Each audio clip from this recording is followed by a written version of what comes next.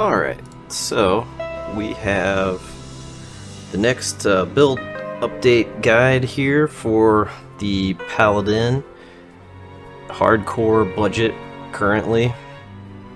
And I'm just going to show you guys kind of some of the stats, and then got some tips and some tricks that'll show you here for the Hammerdin. So right now these are my stats. I'm kind of hanging on to these 25 points just because I'm not really sure if I want to dump them all into vitality or if maybe I'll need some strength for a piece of gear that I get, or I could put them into dex to increase my block rate. So my resists right now, lightning's pretty low, but lightning is kind of the least dangerous right now for me. The scarabs are a bit of a problem, but if I keep my distance, it's probably not going to kill me. Cold and fire, not too bad. Poison's really good right now, which is helpful in Act 2, especially, and versus Andariel. Hammers are doing about 5,500 damage right now, and I am level 79. I've got concentration, vigor, and blessed aim all maxed out. I've got hammers maxed out. So any more points I get, most likely, I don't know if I'll put them in Holy Shield. I don't have a ton of defense, so it'll help a little bit. I may put a point, probably 1 point into Salvation. It's kind of a 1 point wonder. So anytime you're in a group with another Paladin, just check with each other. Whoever has the higher concentration aura, or if they're the same, just decide who's going to run concentration, and then the other one runs Salvation. As you can see, if I were to run level 1 Salvation, which it would be level 5 because of my plus to skills, but even plus 60 to all resists, I'm going to have capped resists. So especially in hardcore, this is really good, and it's going to benefit everyone in your party. It'll keep you from dying, which is very, very good in hardcore. So that's the stats right now and the skill points. Probably after the 1 point into Salvation, there's really not anything else worth putting points into, so the rest of my points will just go into Holy Shield. That's the only thing that's going to provide me any benefit. As far as my gear goes and my mercenary, let's just look at my mercenary first, because there's only 3 things to look at. Just have a rare helm with some resists on it, and the Frost Nova. The Frost Nova was better, more important on the Act 2 normal mercenary I had, because he didn't have Holy Freeze.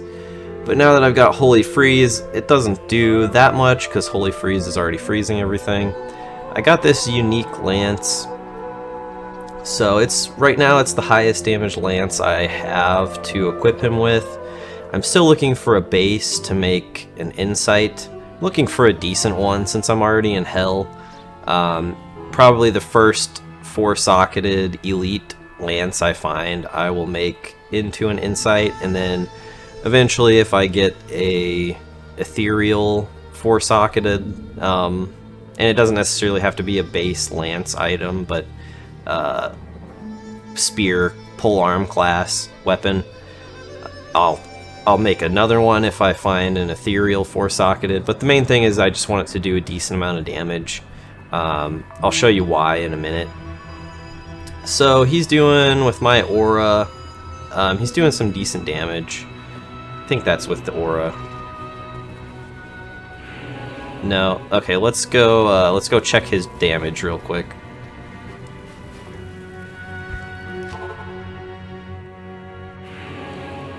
So he's doing, about 1,000 to 3,000 physical damage. Mixture of physical damage and cold. Most of it's physical. His armor I got just the shark tooth drop. Mostly the best thing about it is the open wounds, and it was the highest armor class item I have so far. So he's got 1500 life. He's got a little more life than me. He's pretty survivable, but he still dies pretty regularly, and I have to revive him, so that it's kind of eating up my gold. But you know, he kills things easily, well enough, and in some areas I have to rely on him almost entirely. I just did the Maggot Lair, and I almost died. I'll show you a clip of that here. But in the rest of the Maggot Lair, he had to basically clear everything for me, so it took a lot of time. I even tried to play in a public game, but nobody was joining my game, and there's not a whole lot of people in hell difficulty in hardcore. There's only maybe like 5 or 6 games up at a time. I haven't really checked today yet, or I don't remember if the last time I looked was on the weekend, so there may be a little bit more than that, but I haven't seen any more than 5 or 10 at a time. So that's his gear, that's his stuff. His armor's not terrible, but like I said, he still dies a lot. So now let's take a look at my gear. Still using a lot of the same stuff. I found a cuirass, which is an exceptional version of the breastplate.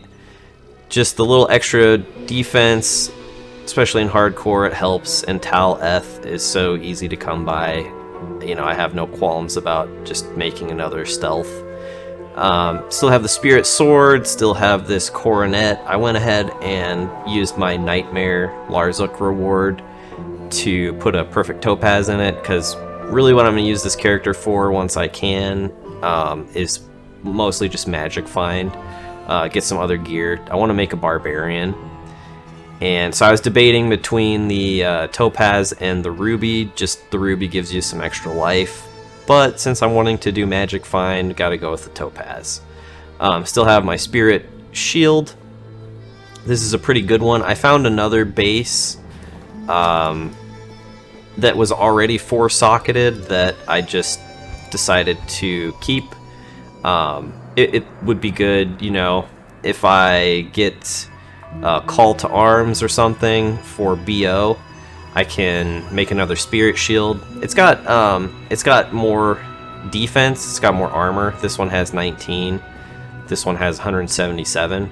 So it has one less. It's a superior. It has one less all resist though. This one has more resists, but I would have to use a Larzuk reward to socket it. So depending on kind of what I need later. The only thing is also I have to consider the cast rate breakpoints. So, and this one had a really good cast speed roll. But yeah, if I get a Call to Arms, I would need, you know, plus all skills, offhand, or shield, I mean, to boost that further. So I'll probably end up later making another Spirit Shield, possibly, and then picking between the two for which one I want to have as my main weapon versus which one will be in my offhand. And rest of the gear, still have these gloves, still have this ring, fire resist ring, extra gold, still have this same belt, and this cold resist ring, and Alder's boots. All my charms, pretty much all plus life or resist. A couple small or a couple MF charms. This one's MF and life. Life, resist, resist, resist, all resist, magic find, and life. And then I just use my Roderick Cube. This is basically my inventory space for if something drops that I want to pick up to take back to town. And I've got this teleport amulet that I use occasionally. This was a big help in the Maggot Lair. It's very expensive to recharge. I think if I use all 25 charges, it's around 100k to recharge. And so that is where the build is at as far as stats and gear right now. I am in the middle of Act 2 Hell.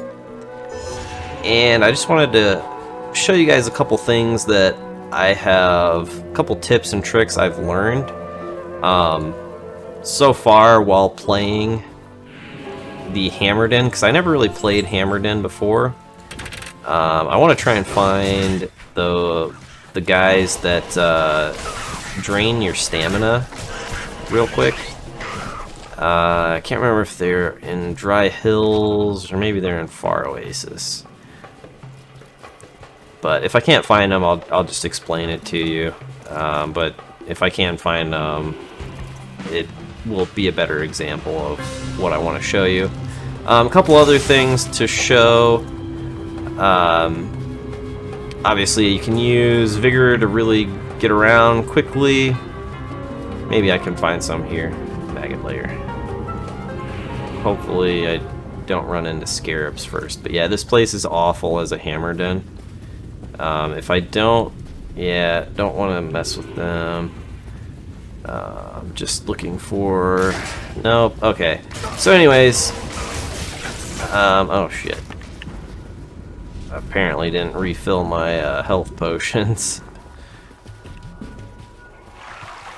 So anyways, what I was going to show you is that if your stamina happens to get drained, you can just turn on Vigor Aura, and it will look at the stamina difference here. This isn't really that important most of the time, but there's a few monsters that drain your stamina, and it's kind of annoying.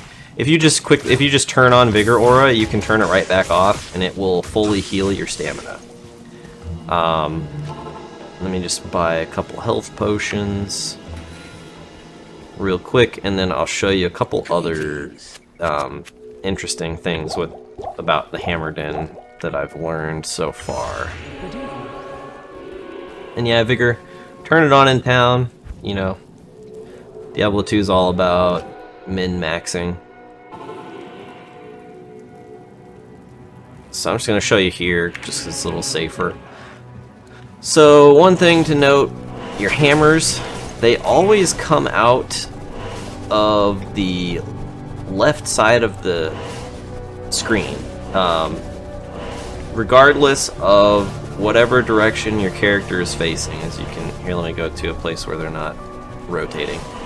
So I can spin every direction, cast wherever I want. It's always going to come out right. See where this torch is? It's just going to come out that side every single time in the exact same place. And then it will rotate clockwise just above the top of the screen. So if you want to kill something, if you want to kind of aim it, run underneath your target or just to the right of your target, and you will be able to hit them every time.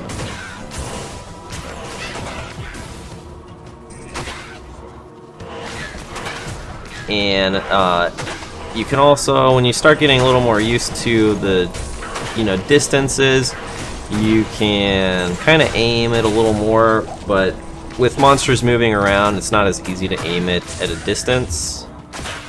Let's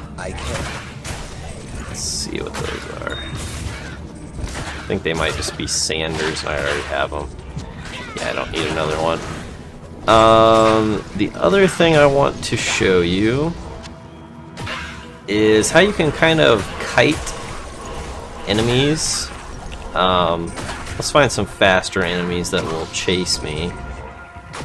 These guys aren't a very good example. So you see, it works very well, especially if you're running down on the screen, because it's always going to rotate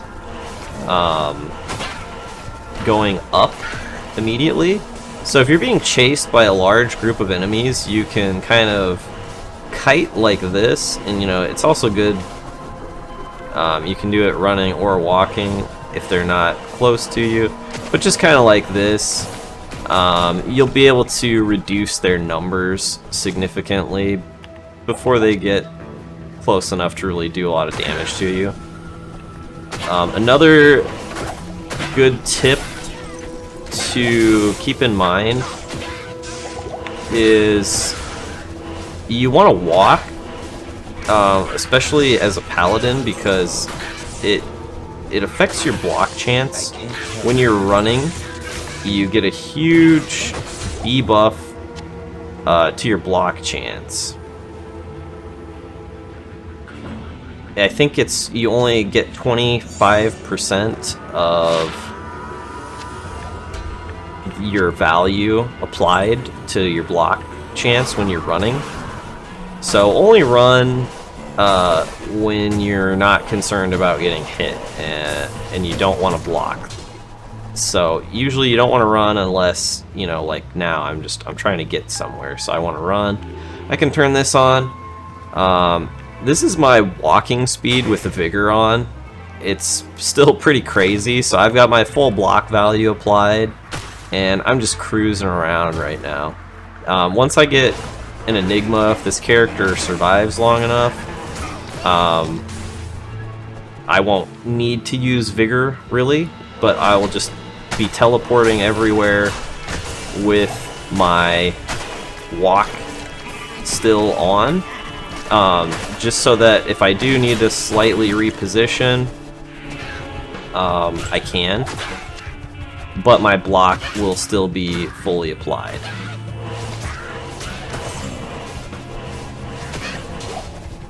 And you also for hardcore players and softcore, if you're just, you know, trying not to die, it's good to not kill the unique monsters in melee range if you can help it, without checking them first to see if they are fire or cold enchanted, because the fire and cold enchanted monsters, it's kind of like the Path of Exile mod, they will explode on death.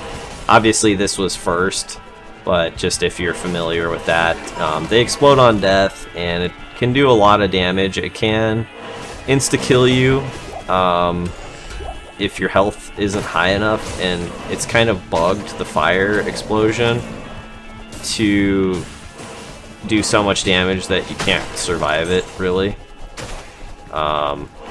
So definitely watch out for that. Those are kind of the main tips I've got for you right now if you are playing Hammerdin.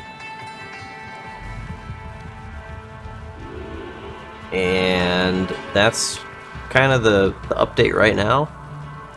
So Andariel was also really easy to kill. Let's take a look at that next.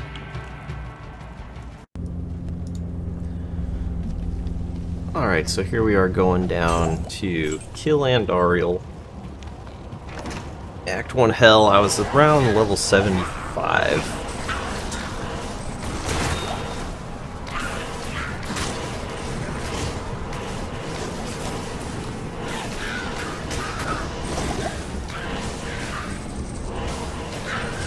The demons that shoot the orbs out of their mouth, they were doing a lot of damage to me here. I'm not sure if it was lightning or cold damage.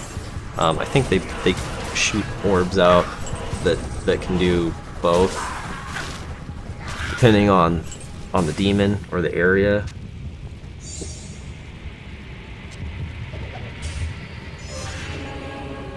So they were ended up being more dangerous to me. Yeah, it looks like these ones are, I think, are lightning, but I'm not 100% sure. But they ended up being more dangerous to me than Andariel. I just basically melted Andariel here. Especially because my poison resist is maxed. It was probably as easy or easier than Nightmare Andariel, because I was still holy fire when I killed Andariel and Nightmare. But when you're at a new place in the game, it's always better to be cautious. But you can see, I thought I was gonna have to kite her, and she just instantly died. Let's see that in replay here real quick.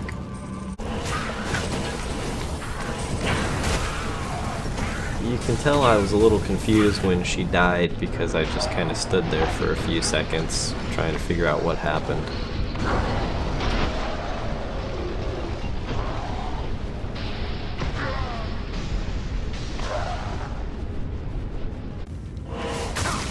And finally here, I just want to show you guys a little bit of footage from the Maggot Lair.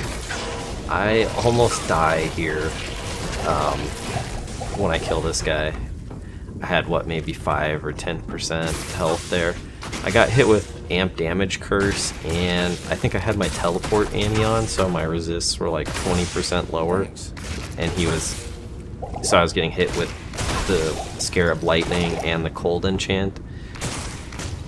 The Maggot Lair is probably the worst area for Hammerdin, especially when you can't teleport through it, because the walls are so confined, the space is so small, that you can't hit your hammers on anything because they just immediately hit the wall.